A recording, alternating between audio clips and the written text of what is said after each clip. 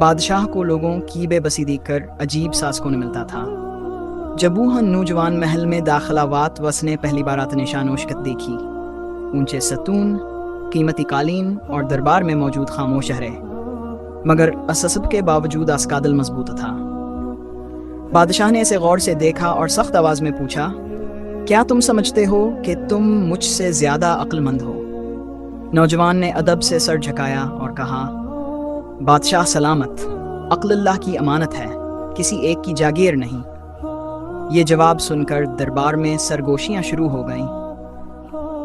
بادشاہ کی آنکھوں میں غصے کی جھلک نظر آئی، مگر اس نے خود کو قابو میں رکھا۔ اس نے سوچا کہ ابھی اصل امتحان باقی ہے۔ بادشاہ نے اعلان کیا، کل تمہیں ایک سوال دیا جائے گا، اگر تم نے درست جواب دیا تو انعام پاؤ گے، اور اگر ناکام رہے تو سزا۔ نوجوان خاموشی سے محل سے باہر نکلا، مگر اسے معلوم تھا کہ یہ صرف سوال نہیں ہوگا، بلکہ اس کی ہمت، سچائی اور عقل کا امتحان ہوگا۔ رات کو محل کے آسمان پر چاند روشن تھا اور بادشاہ اپنے کمرے میں جاگ رہا تھا۔ اس کے دل میں ایک عجیب سی بے چینی تھی، جیسے آنے والا دن اس کی زندگی میں کوئی بڑی تبدیلی لانے والا ہو۔ محل میں غیر معمولی خاموشی تھی۔ سورج طلوع ہو چکا تھا، مگر دربار کے ستونوں کے سائے اب بھی گہرے دکھائی دے رہے تھے۔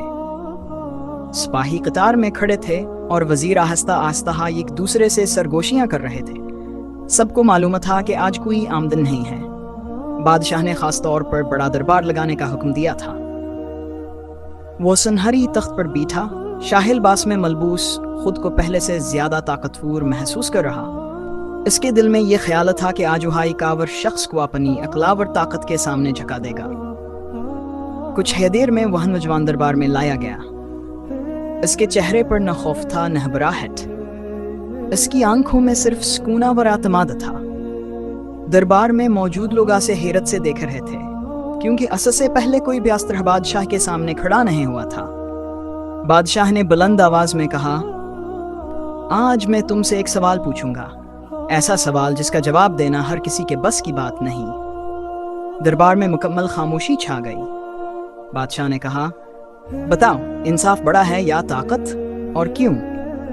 یہ سوال سن کر وزیروں کے چہرے زرد پڑ گئے۔ کچھ نے سوچا، اگر طاقت کو بڑا کہا گیا تو بادشاہ خوش ہوگا، مگر انصاف کا انکار بھی خطرناک تھا۔ کوئی بھی جواب محفوظ نہیں لگ رہا تھا۔ نوجوان نے چند لمحے خاموشی اختیار کی۔ اس نے نظریں جھکائیں، پھر آہستہ مگر واضح آواز میں بولا،